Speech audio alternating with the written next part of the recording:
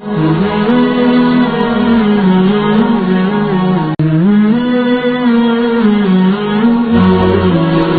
mengambil faedah itu mungkin dari tiap-tiap seseorang. Hana pilih huruf 4 mentang dia dah cok faedah.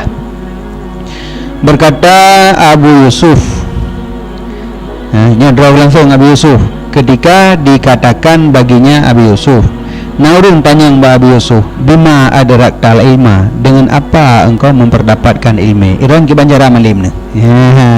Urang awal yakin tak tak menan-menan. Nak laki pengalaman bak urang malim. Iran ki banjara malim ni. Dia gagah, oh dia dah pegat lagi nyan laum. Ya urang lain Iran puji ni malim ni.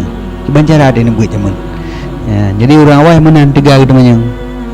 Nya kana urang jak tanya Mbak Abi Yusuf, bima adraktal ilma, dengan apa engkau memperdapatkan ilmu? Qala dijawab, mastangkaftu minal istifadah, hana pernah lun tundro daripada menuntut faedah, dan hana pernah ulun kriit daripada memberi faedah.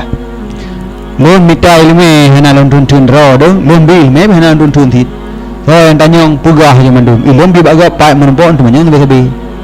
Jadi kau pilih-pilih nyan hana cocok. Yang menyebab urangnya dah murno dek rendah dah tanya mentang. Kakek dah tanya dah temenyang kita bana miat bang dah tanya mentang.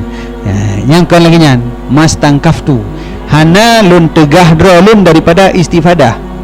Padi sabi nya istifadahnya pakai ilmu bagop temenyang bagop. Olehnya wa ma bakil tu minal ifadah, hana kri lun daripada memberi faedah ke orang lain. Purno gegap lagi nyan. Jadi antara gemeruno dengan geperuno saban. Yang murno maju, peruno maju. Wakilah dan dikatakan bagi Ibnu Abbas radhiyallahu taala anhuma.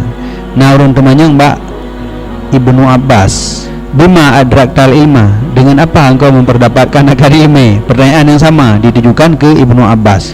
Qala jawab Ibnu Abbas, bilisanin saul wa qalbin aqul, dengan lidah yang tegar temanyang dan hati yang tegar temikir. Lidah lu hana sengap. Kai menumpuk urang temanyang saja. Pakau menan, ni apa je mano, je pakau mede, yang pakau lagi nyu, nya nak pre ju. Olehnya kalbin aqul, ate yang tegar semikir.